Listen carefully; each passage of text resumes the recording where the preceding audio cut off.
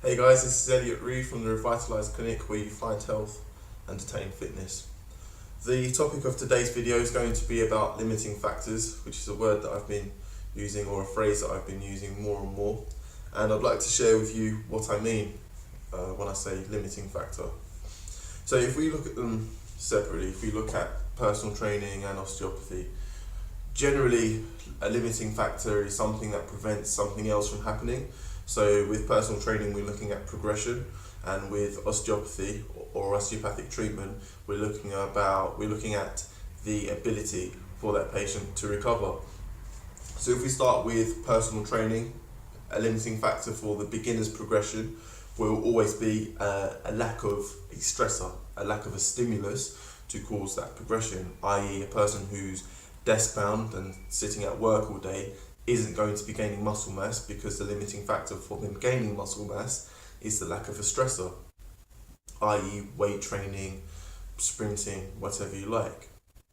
We then go a little bit more advanced, and when they start to lift weights, the limiting factor is more going to be the efficiency or the economy of their central nervous system, which is why we often see beginners drastically go up in the amount of weight that they're lifting without necessarily putting on a significant amount of muscle mass, and this is maybe within the first month to 6 weeks. We then go slightly higher through their progression, and muscle mass might be a limiting factor, which is why you have to up their protein intake, which is why Olympic lifters, many Chinese Olympic lifters, will focus on a bodybuilding, weightlifting type program to supplement their Olympic weightlifting. And if we look at osteopathic treatment, what might be the limiting factor here?